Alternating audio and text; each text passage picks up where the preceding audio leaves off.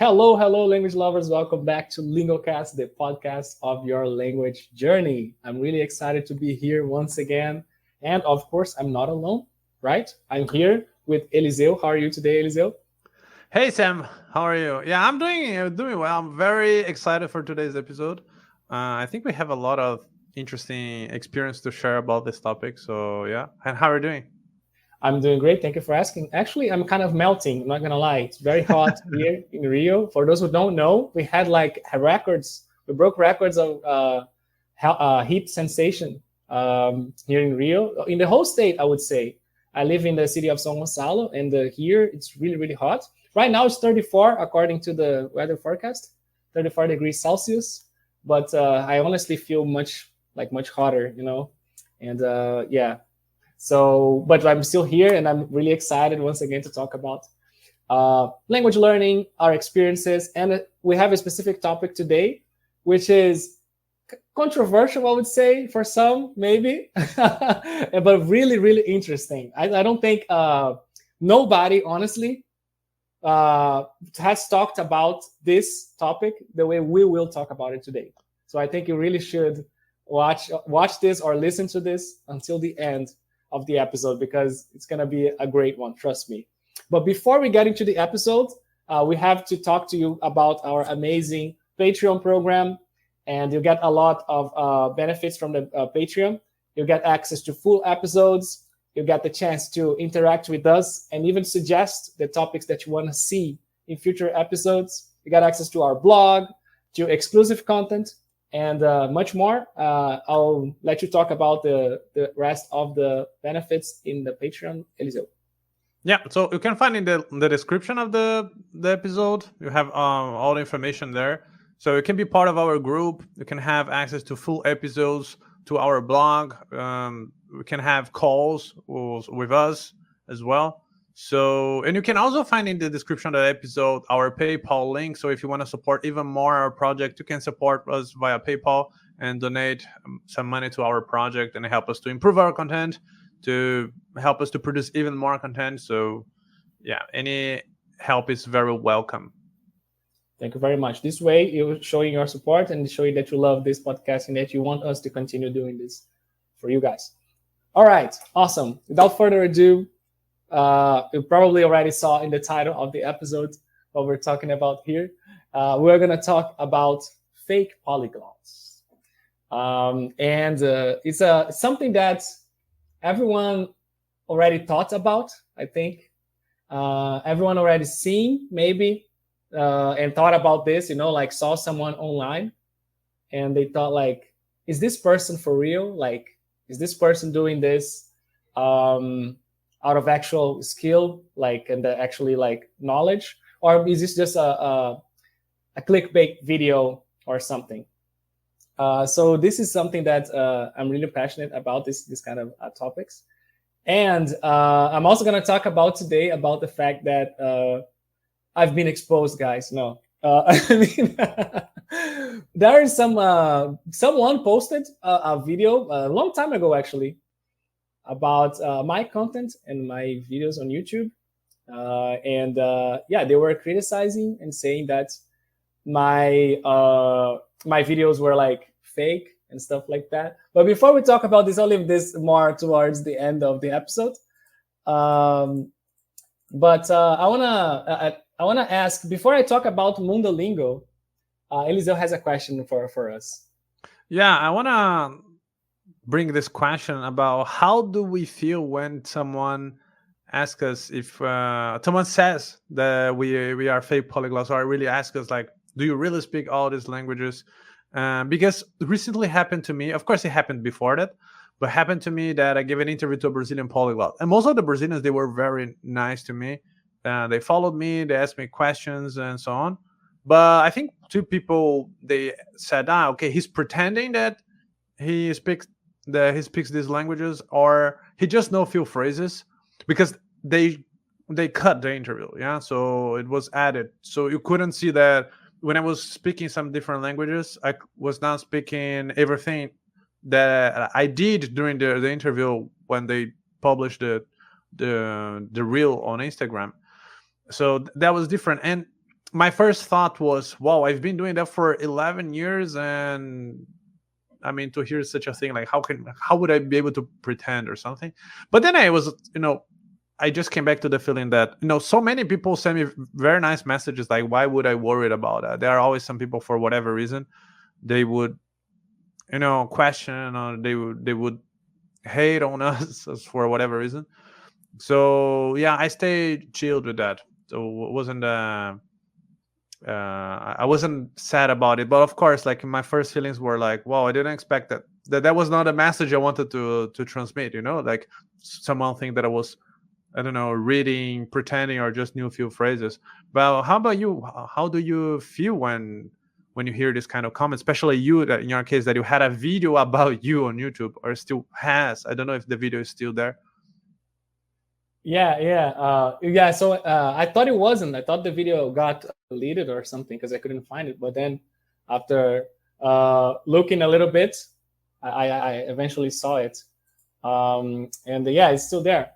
I don't know if I should get the link, put the link of this video in the description of the episode or not.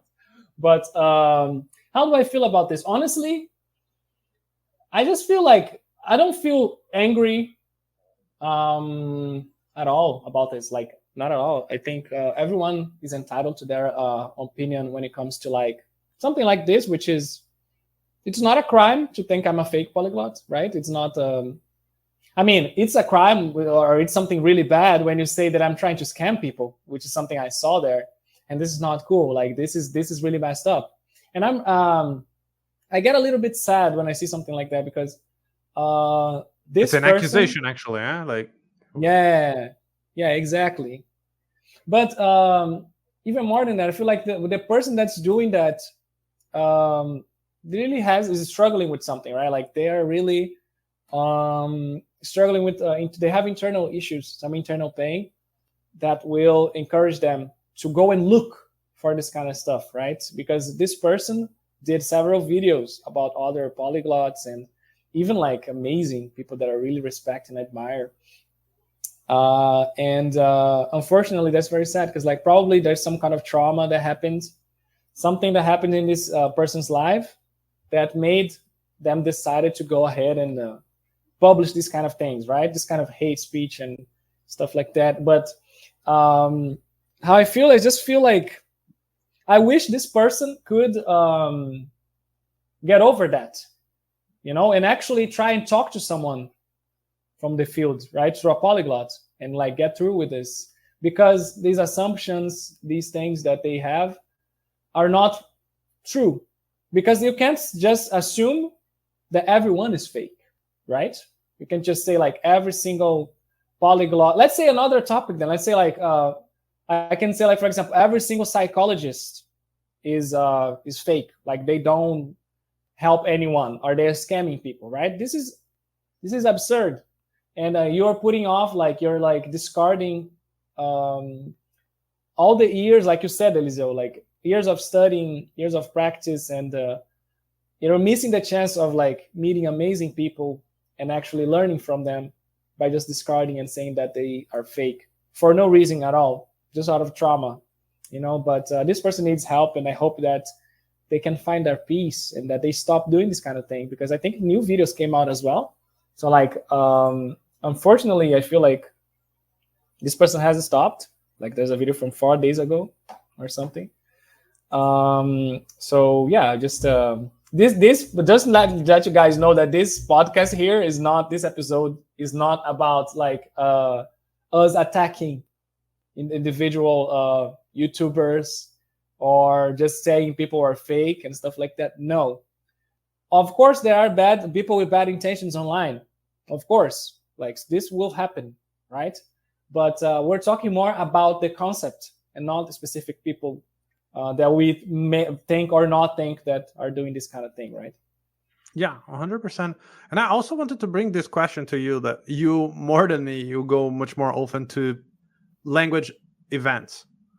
And I want to talk a little bit about the experience there and how people react, especially people who are going for the first time. Many people, they say, oh, I'm not a polyglot, I'm afraid of going, or whatever.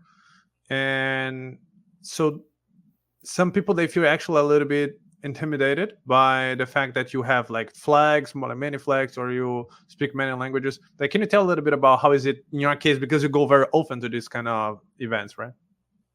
Yeah, usually people are very surprised. And it's crazy how a lot of people think that it's just impossible to learn and speak in multiple languages. Also because I think people, and we'll talk more about this in this episode, right? A lot of people think that they have weird definitions of speaking a language. Of course, this is very subjective. Okay, I don't want to say like I have the best definition. That's not what I mean. But a lot of times people think that you need to speak the language perfectly, and the line is like let's say the measurement for speaking a language well is not super clear. And I think that's why people get very surprised when I put the flags on. And I explain, like, I don't say I can speak all these languages very well or I'm fluent in all these languages. No, I always say that from Portuguese, English, Spanish, French, and Italian, I'm very confident in having conversations. Like, I don't have trouble talking about anything. Even though my Italian is a little rusty, I still have confidence that I can go and like talk about anything, even if I'll make some mistakes.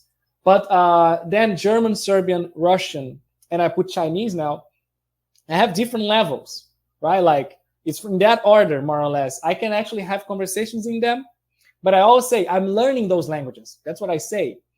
And then it's funny because then people say, oh, so you can only actually speak from Portuguese and all the languages I mentioned before, right?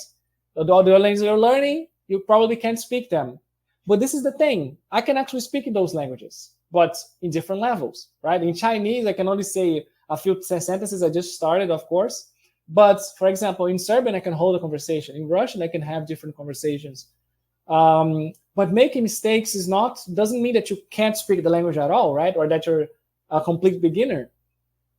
And I think that's why people get very surprised when they see like someone who can speak multiple languages. And they have other people like that too there in those events.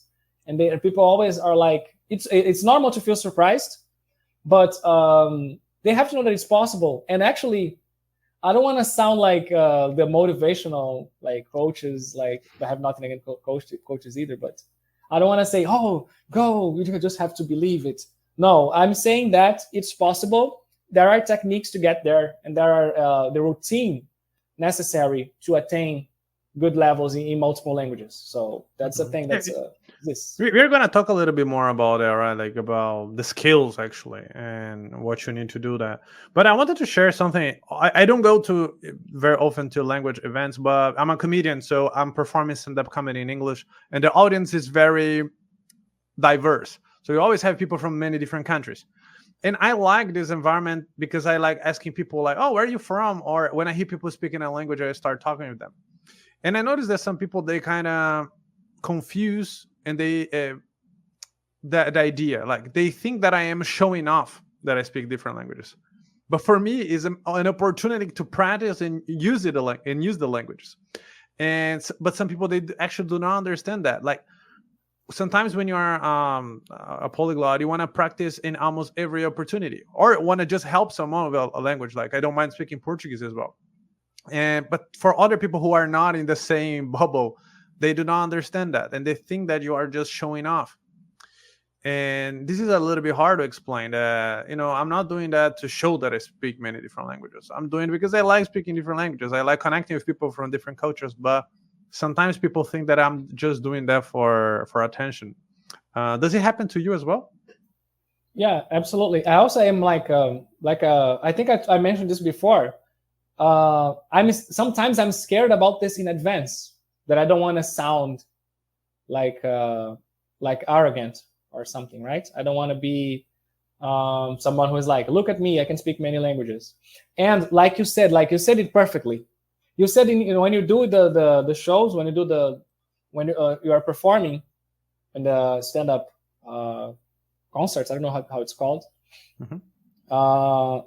You see someone, you hear someone who can speak another language, and maybe you have that language in common, and then you want to talk to them because you actually maybe you're learning this language, or maybe you've learned this language in the past, and you want to like use it because you want to use it, you want to practice, you want to connect with the person and try to speak in a way that they will understand, speaking their native language, right?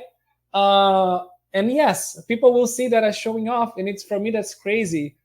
Also, like for me, even the shirt, like I have some customized shirts with the languages that I can speak, and for me it was very hard to like make the decision before of like putting all those flags in, because I thought like, man, I don't have all like a very high level in all those languages. Should I even put them there? People think that I'm like, But then after that, after a while, about like reflecting upon it, I thought to myself, I shouldn't worry about like whether people will think I'm showing off or not. I know what I am. I know what I want to do.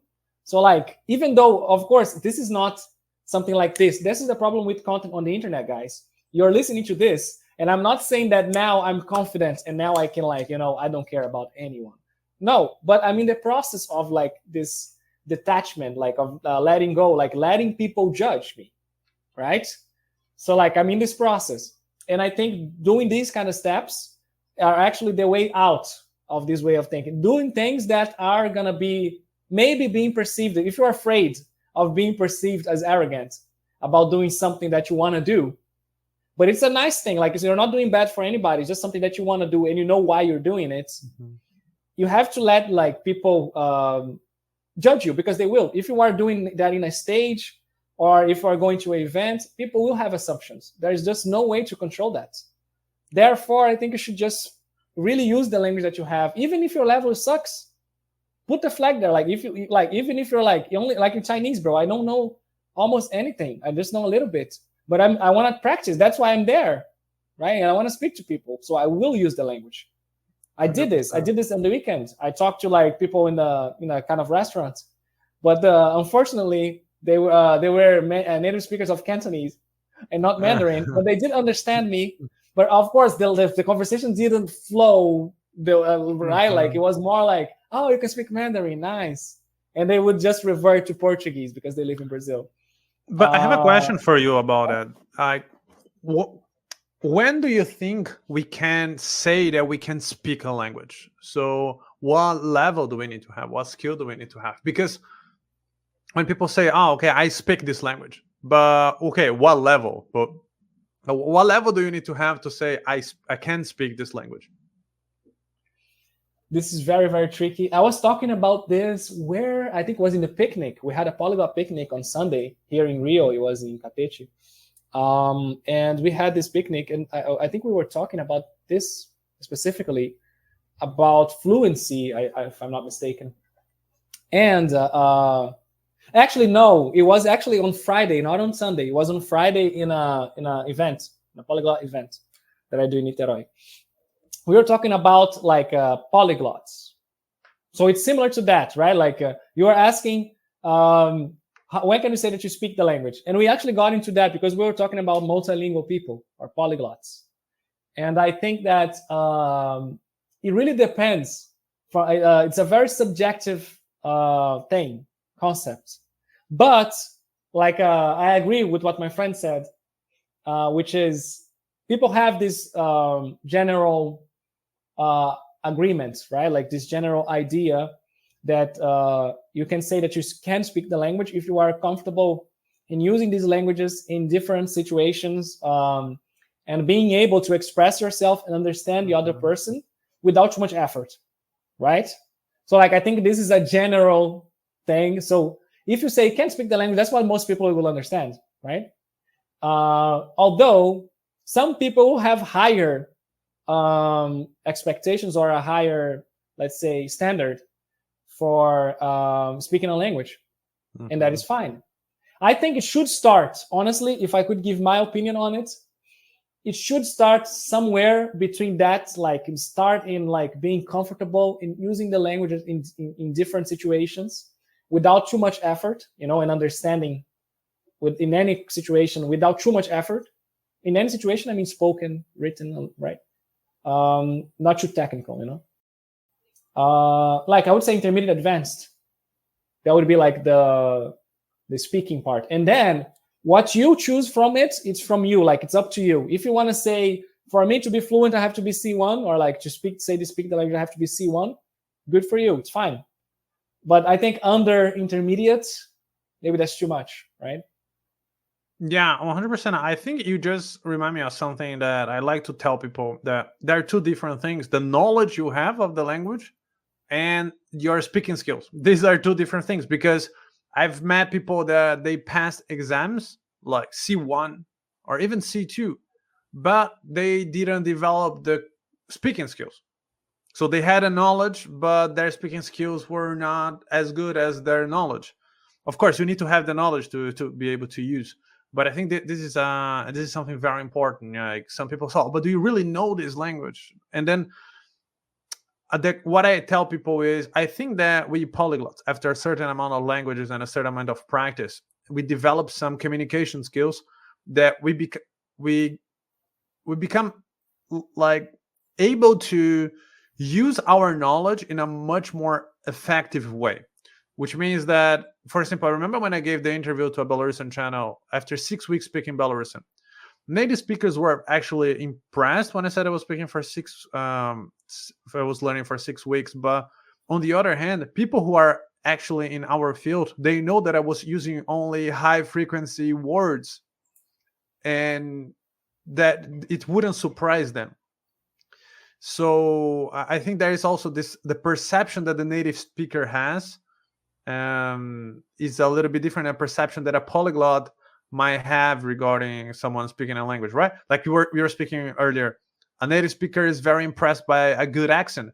So someone who speaks like A2 but has a very good accent, the native speaker would be very surprised. Oh my God, you sound like a native speaker. You sound like a person from the country. But someone who has the level C1, C2, but has a very strong accent, we need more time to impress and to show that can communicate and knows a huge amount of words. It needs like a lot of time, a lot of topics, a lot of exposure to show that knowledge. So how do you feel about that, about how native speakers also you teach Portuguese, and how do you feel about that? Like, when are you impressed with foreigners speaking Portuguese? Of course you're a polyglot, but how do you do that? And do you agree about the polyglot skills? No, yeah, absolutely. I agree. And I would say that even to some extent, even polyglots get surprised with the accent first. Mm-hmm. To some extent. Of course, it's not, they're going to have different, after they listen to the accent, they will take into account other factors, like you said, because we know that learning a language isn't just speaking it. Even though it's maybe the most important, like the most valuable, I would say, right? Like for me, at least, speaking it is what I want to achieve. But we know that it's not just that. You need vocabulary, you need grammar, you need like practice, right? Like you need so much stuff. And that's why it takes a long time to like really get really good in a language, because it's many factors. But to some extent, yeah, I would say that even like, for example, I have a friend, I've mentioned her before, Adriana. She's from Macedonia, and when she talked to me in Portuguese, like she spoke like a Brazilian, like you said, like she had this accent of like a Brazilian accent, like she had no sign of being a foreigner when she was speaking to me the first time. And but yeah, at the first time, like at first, I would say at first sight, but it's not sight, at first listen. I heard I thought like even she could be a Brazilian or something, right? And I was very impressed. Then I actually, like, after a while talking to her, I realized that she's actually really good. It wasn't just the accent. Mm-hmm. I realized that she has all the other factors too. She can write, she knows slang, like, so all these things, you know. And that's really, really important too. So many factors to show like that you have a really good level, right? There's so many things that maybe sometimes we forget about. Right? Yeah, I think maybe like Adriana is a good example of someone who speaks a language on a very good level, because when we speak with her, we forget that she's not Brazilian. We speak normal Portuguese. We don't adapt the language. And I think when native speakers don't need to adapt, of course, comprehension is one thing, and speaking skills are another one, because of course when you speak with a Spanish speaker, a person like from Latin America especially, they will understand Portuguese very well because it's very similar. But then when it comes to speaking skills, like sometimes they will end up speaking Portuñol, what we call. But yeah, so okay, so that's another thing. But there is something I wanted to mention. I don't know if you agree with that. I hear often this term, mastering a language, and I don't think it's possible to actually master any language, even your native tongue, your native language. Because I'm a Brazilian, but I live abroad, and often talking to you, I learn new words. Like even today, I didn't know how to say calisthenics in Portuguese. We were talking earlier. Because I don't live in Brazil, I didn't know what was calisthenics when I was living in Brazil. So maybe something new, I'm not sure. But anyway, so I'm still learning new words in my mother tongue. So in my opinion, it's impossible to actually master any language. It's a constant process. We will be forever learning this language. I don't know if you agree with that. I agree, absolutely. Yes. I think like by definition, if you go to like the what is mastery, I don't think it's possible. You're right. But at the same time, there are levels, right? This is still exist. Yeah, there are levels. And that's where like I think the gray area is. Like that's the part where we sometimes people have different definitions for each level. But I would say if we make it very broad, there's like beginner, like intermediate, and advanced. And I think inside that there is different, of course, categories. Like let's say low beginner, like upper beginner, or low intermediate, upper intermediate, and so on. But I agree with you. Like mastery is something that is ideal. Like definitely, it's not something that one can attain. But going back to the fake polyglots thing, I was thinking about like what is a fake polyglot? Because if we think about it, a polyglot, like by general, let's say knowledge, right, is someone who can speak 4 or more languages, right? Like multiple languages. Well, I mean like that can actually speak them and go places and use those languages. I think that's the general idea, 4 or more, right? Because there's like trilingual, like bilingual, right? But yeah, how would you define, Eliseu, like a fake polyglot, someone who is pretending? What points out to you that that this person is not being honest, so that people can actually be ready if they see something like this on the internet? I think I don't know if you agree that, but you mentioned Adriana. So when we speak with her, we notice that she has developed a Brazilian identity when she's speaking Brazilian Portuguese. And I think a fake polyglot does not do that. And I think very often we see that fake polyglots, if they're communicating with people, they will use high frequent phrases like a script. So I'm saying that, when I'm learning a language in the beginning, I'm also doing that. But I'm learning how to communicate with the most basic and most frequent questions. So I'm from this country. I've learned this language because of this reason, and basic information about you. So a polyglot, like I would say, a person who memorized this script, these words in this level, A1, A2, and activate this knowledge, make it seem like this person speaks the language actually, even knowing just a few words. And for a person who does not work with languages, and usually these people will ask always the same questions. What's your name? Where are you from? And these questions are high frequency questions, yeah? But if you will ask something more complicated that involves something like regarding the culture, and with not like without a high frequency verb, for example, and then you can see like the level of the person. And for me, these two things, they are very important. And the other one is, I remember when a language sample was here in Warsaw, and we were talking about it. He said, I think every polyglot should make videos like with eyes, with closed eyes, or blindfolded, so they cannot read any script.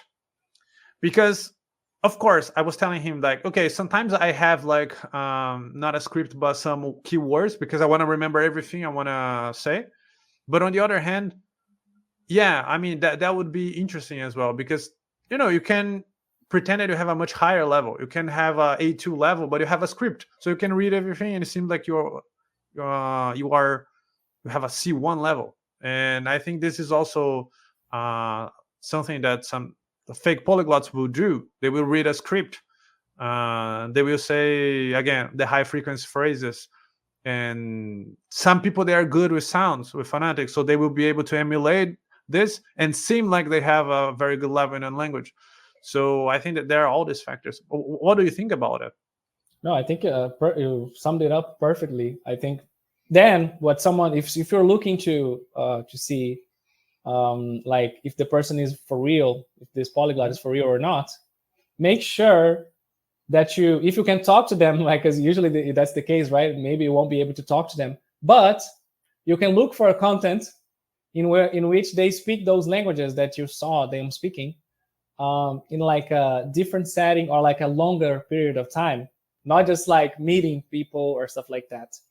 And I think another thing that's really important to mention is that a fake polyglot should be, like Eliseu mentioned, like all these factors that he mentioned, in all the languages like that they're pretending to speak, right? So if this person speaks multiple other languages at a very high level, they're not fake polyglots. Maybe these languages, they're just starting out, right?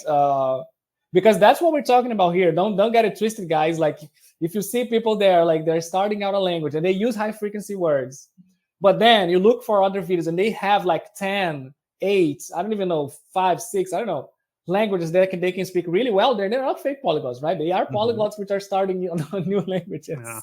But of course, like there's two polyglots that sometimes you say I speak this language, but speaks the language in the level A1, A2, which in the polyglot community, I think most of people will not consider it actually that you can speak the language if you have a A1, A2 level, right? So Yeah, I think it's I think it's important to make it clear, right? As long as they're saying that I can speak this language, but not like really well yet. Like I am learning it. I can speak. I can have conversations in it, but I'm still like learning it. Like I think it's fine if you say it like that, right? But like don't say like I think people should stop saying like you say like I can speak this language well when you don't, right? So just don't lie. Mm-hmm. What do you think about the impact in the community of people who actually do that they pretend to speak languages that they do not, or people that say like, oh, I learned these languages after 3 days? What do you think people who say I speak this language but actually has a A1, A2 level? What do you, in your opinion, what's the impact in the polyglot community and the language learning community? I think that it has a huge impact. I think it maybe hurts the image of like people who actually spend a lot of time learning a language, right? And it's actually frustrating. I completely understand that. That's very important to mention that when someone like Luca Lampariello, for example, sees someone saying that they like, I can speak Chinese, and then they're like doing a video where they like butcher all the sounds, or they can only say like high frequency sentences. Then he's going to be frustrated. He's going to be like, oh my God, why? And then it hurts the image, because if the video goes viral, right, a lot of people see this and they'll think that's what it means to speak a language, right? And that's not fine. But at the same time, I think it's not just that. I think we also should start to filter everything we see online, right? Because this is not going to end. Yeah. So I think maybe also the audience has to learn how to filter these kind of content. Okay, I think this is. I'm talking about myself too. I'm the audience too, by the way. Like I'm not saying we are all like you guys, right? Like we all need to learn better how to identify when someone may be like using some techniques or tricks to look that like they can speak a language when they actually can't. And we need to be very thoughtful of that and really pay attention. And I think also you have to be present, try to be present and really pay attention to the kind of content you're consuming, because this way it's going to be easier to identify. Because I think if you really pay attention, you can actually notice where like the person's lacking, where like they need to improve. And I know that sounds very judgmental, but we are judging here. We're judging if they're fake polyglots or not, right? So I think it's you have to look for those kind of red flags, right? It's like a Mhm. relationship here. Like, so I think you have to look to those red flags. And I think the impact can be very bad, but also I think we need to do a better job at choosing what we listen to, what we consume, right? Because we have amazing polyglots already. Like, should I name some? Like Eliseu, Polyglosam, no, Steve Kaufman, Luca Lampariello, Richard Simcott, Lina Vasquez, Gabriel Polyglotta. Like, we have so many people that are Yeah. like amazing, putting content out there, doing a great thing, teaching people even for free. So like, Oh yeah. I think like we should look for those and like watch out whenever like there's someone you don't have reference of. You should be Mhm. thoughtful when you're gonna watch their stuff. 100%. And I think I also, I think it's very negative the impact when people are saying, I learned a language in 3 days, I learned a language in 1 week or in 10 days. You in 10 days you don't learn anything. And then I think people need to understand that. But the problem is like the audience, like especially the audience that is not used to language learning, these people they will believe. And I feel that they will be impressed with this person, but on the other hand, they will say, I don't have this talent. And for me, this kind of content is very has a very negative impact for the community. That's why I don't like to do that. When I did that 3-month challenge, I said that okay, and I explained all the advantages that I had when learning, for example, Ukrainian. Like, I live in Poland, I could speak Ukrainian every day. I already could speak Polish, very similar. I already could speak some Russian. So I explained these things, and still, after 3 months, my Ukrainian sounded better than actually it was. Like I didn't. People say, "Oh my God, your Ukrainian sounds like B1, B2." No, it was A2 max, not more than that.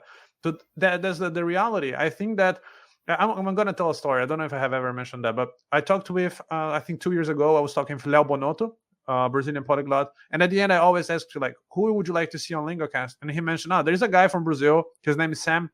And he records like lives, even in the languages that he does not, he's learning, that he does not speak very well. He doesn't mind making mistakes. And I feel that sometimes for polyglots, it lacks a little bit of this confidence, the self-esteem to say, I will make mistakes online, and that's okay. It's part of the process. Everyone makes mistakes. We make mistake in our native language, right? So what's the point? I mean, when you make mistakes and you show this side of you became more human, and you are showing actually the real side of language learning, making mistakes, learning from them, improving. That's the process. The process is not like I will use a magic method and I will learn the language in 1 week, 10 days, or whatever. So that started that the interview with you was one of the interviews that I like the most, because actually, yeah, you speak the language, even the language that you just started learning, even the language that you make mistake, you are doing that, you are improving, you are having fun. And I think that's the most important. Absolutely. That's why we brought some of these people here to when we did the episodes of Something to Say with some guests, and we talked to language travel adoptee, for example, M.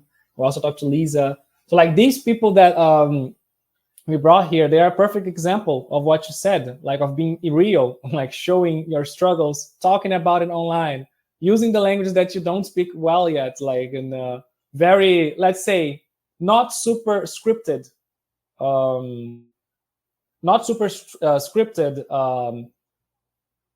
let's say, video, right, or content. I think that being spontaneous and trying to do the video as spontaneous as possible. I mean, it's fine if you have like the topic on the like the sentence of like what you want to talk about. That's fine, but not having the whole video scripted with everything you wanted to say and just read out of the scripted by using this language. That's not speaking it. And that's why I love like all my like a lot of friends. I have a lot of friends who, and I really have a lot of respect for those people who are sharing content like that. And yeah, that's really really important. And we need to do that more often, as much as we can, to like show Mhm. our struggles in the language that we are still learning. I remembered something when we were talking about you can't learn a language in 10 days or in 3 days. That's so true. And it's so funny. I was in tandem. Just so you know about this, some people have this weird, like I say, like measurements or expectations in language learning. And this is a proof of it. I had an interaction on Tandem. I said there was a person there who spoke Chinese fluently, and I had just started learning Chinese. It was 2 weeks after I started learning Chinese. Just 2 weeks, man, like 14 days, barely 14 days. And I said, "Oh, I'm learning Chinese for like 2 weeks." And they asked, like, "What do you know? Like, what do you know so far?" Like, they were asking, like, "Okay, so what did you learn?" And I said, like, I learned like maybe like the pronouns. I said like, and then like one verb. I can't remember what I said. And then this person said, "Oh my God, you learned 2 weeks and you didn't learn anything." Bro, it's 2 weeks. How the hell am I supposed to learn something in 2 weeks? Yeah, That's 100%. insane. That doesn't make sense. In 2 weeks, you're supposed to not know anything. Maybe maybe you know one verb, or maybe you know like the pronouns. But like in 2 weeks is not enough time for you to like actually learn something, or to get to like a basic level. Yeah, that's a phrase that Lucas told me once. Lucas Bighetti, one of the greatest polyglots I've met, by the way. And he said the um, the quickest you learn a language, the quicker you learn a language, the quicker you forget it. And I think this is true. Like when you make these challenges, you also forget a language really quick if you do not do not create a habit. And I agree with that. And something that I love actually when polyglots say, "Oh, I don't speak this language as well as I used to," or "I forgot this language," or "I don't feel confident anymore to speak in this language," because they show a human side of them. Because the level will change if you don't practice, it will get worse, and that's normal. And when people pretend that it does not happen, it is not true. And that's why I think we try to keep real always with the audience and with everyone. We talk like, come on, I told already that I dropped 7 languages, I think, from January on. And recently I had to speak Spanish. I haven't spoken Spanish in a long time, but recently I've met a lot of Latinos here. And I noticed my Spanish is not as good as it used to be. And it's normal. It is what it is. And I need to keep real. And I like when polyglots, especially the big ones, they do that, and they do not pretend that, "Oh, I learned this language with a secret method, and I will not forget." Or for example, they have different videos speaking 10 phrases in different languages, and they will say, "I speak all these languages," but they don't. They just learn a little bit, practice with people or whatever. So I think that it's very important to keep real, because you will inspire people. People will see that you are human. You use good methods that they can also use. You created a habit, and I think that's the thing. Real polyglots inspire people to actually learn languages and improve. While I believe that many fake polyglots, they impress people a lot, and they created this idea that it's it's a talent that I will never have. The talent that this person has, and I don't. Yeah, it's so true. It's so true. And it's interesting because I met you like outside of the podcast. I have to say, because you really are this what we talk about here, like in the podcast. This is actually who you are outside of the. For those who don't know you, Eliseu, outside of the podcast, this is exactly the same conversations we have outside of the podcast. You talk about humility as well in a way, and I think you're a really humble person. Like, you're really humble outside of the podcast as well, and I really admire that. Also, another thing, when I was talking about like polyglots that I respect who talk about the struggles, I really like Language Simp, right? And I love how he plays with it. Like Language Simp does this. He does this in a different way. Like, we have like different ways. Everyone has a different personality, and like these people I mentioned before, like Am and Lisa, they really openly talk about the struggles in language learning. But Language Simp kind of makes fun of it by saying like, "I will learn this. Like, I learned this. Like, I learned," when he talks about Albanian sign language or something. Albanian sign language. When he says this kind of thing, he's like poking, kind of like those people who actually like say that, "Oh my God, I can speak all the languages in the world," like in a way that a lot of people say, like a huge number that they don't actually show, or they don't prove it, or like you never see it. And when they do show it, it's like we said, super high frequency words and stuff like that. So it's really good to see someone who's actually also doing this in a different way as well, which is like language sim, which is like making fun of it and like over emphasizing it as a joke for human, and it's hilarious. I love it. Huge fan. And I still like don't believe that you interviewed him, Eliseu. I still can't believe that he was in LingoCast. Yeah, But it was in my house. Yeah, it was a little bit crazy. But yeah, this is something interesting because when I talk about languages, I think I talk in a very serious way. And I've already tried to make jokes about language learning, but it's kind of hard because for me it has been always a serious topic because I think that it can change people's lives. But I've been trying to bring it like I'm a comedian, and when I talk about languages, I'm serious. But while I'm not, I'm actually bringing all the things that that make me mad, that make me angry, and I'm turning them into jokes and transmitting these messages. But with languages, I haven't been able to do that. So what language simp does for me is it's amazing. He brings a different perspective to the language learning community, and he makes a lot of people interested in learning languages. So and he never pretend to be a fake amazing polyglot. So he keeps real. He keeps real, and I think also a lot of respect for language sim. yeah, I think it's quite the opposite. He actually surprises me when he actually like speaks French, for example. Yes, his He Russian speaks, is like, also very Arabic good. or Yeah. Russian. Yeah, it's So insane. yeah, that's true. Yeah, 100%. So this is a topic that we could talk for a long time. This is actually the episode number 99, and we have a surprise for our episode number 100. So yeah, don't forget to stay tuned. And if you like this episode, tell us like in the comments, what do you think about fake polyglots? How do you recognize a fake polyglot? And yeah, let us know your tips to recognize a fake polyglot on the in the comments of this video. And another disclaimer I would like to make is like we're not hating against anyone. Like, so if you have someone in your mind right now, we're No, not talking there's about this person. yeah, exactly. There's no specific person. Yeah. It's just for the No, there's community. no. I think what Sam said, learn how to filter the people and the knowledge because every person is different and you have your own journey, your own path, and don't let other people like make you feel that you do not have a talent, that you do not have the skill, that you cannot develop it because you can. So Absolutely. Yeah. Yeah. It's not coachy. It's like for real. Actually, there are techniques for it. We've seen people like starting from scratch so many times. Oh my God. How many people have you seen who did like only spoke one language and now they can speak 4, 5, 6, 7, even more? Like I've seen this so many times, and this can't be that all these people are like gifted, right? Like this just like at this point now, like maybe some years ago you could believe that for 50 years ago. But like now you have so many proofs that people actually can just like change their routine and start learning language, even at an older age. That's the thing, guys. So like it is just about really routine and techniques and actually having the right role models as well, I would say. yeah, find the right inspiration for you, and I'm sure it's gonna affect in a positive way your language journey. Absolutely.